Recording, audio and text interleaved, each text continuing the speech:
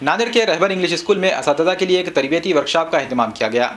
आम तौर पर स्कूलों में सरपरस्तों और तलबा के लिए तरबियती प्रोग्राम मुनक्किद किए जाते हैं, लेकिन रहबर स्कूल के ज़िम्मेदारों की जानिब से मुस्बत कदम उठाते हुए स्कूल के اساتذہ कराम के लिए उम्दा तदरीस और बच्चों से दोस्ताना ताल्लुकात पर रहनुमाई की गई। इस रहनुमाई व तरबियती कैंप में पुणे के राब्ता फाउंडेशन के नुमाइंदे सैयद सईद अहमद ने शिरकत की। इन्होंने اساتذہ कराम से तलबा के मुतालिक सैर हासिल गुफ्तगू की।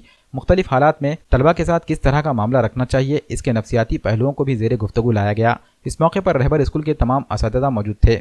आज हमारे रहबर इंग्लिश स्कूल में टीचर्स वर्कशॉप और पेरेंट्स वर्कशॉप रखा गया है, जिसके अंदर सैयद सईद साहब ने कई मिसालें देकर टीचर्स और पेरेंट्स के अंदर जज्बात को उभारे हैं और उन्होंने कई अच्छी सबक आमोज़ मिसालें देकर और क्लिप्स बताकर टीचर्स और पेरेंट्स दोनों को भी मौसर किए हैं। उनके ज़रिए बहुत सी हम हमारी ज़िंदगी में कई मिसालों को ला सकते हैं और टीचर्स बच्चों को किस तरह से हैंडल करें वो भी उन्होंने बहुत अच्छे अंदाज में बयान किया है। इस तरह से टीचर्स और बच्चों को टीचर्स बहुत अच्छे से गाइडेंस कर सकते हैं।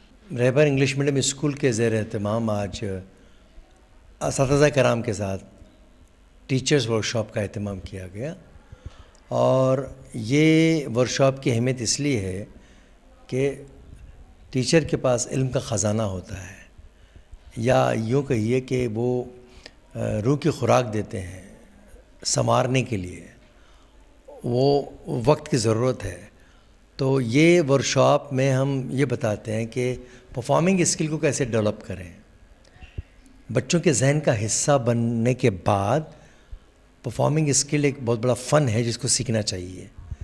وائس ماڈولیشن، فیشل ایکسپریشن، جسٹیکولیشن، یہ ساری چیزیں یعنی انداز ایسا ہو سنانے کا کہ اگر کوئی نہیں سننا چاہتا ہے لیکن آپ بول رہے ہیں اس لیے سنے گا۔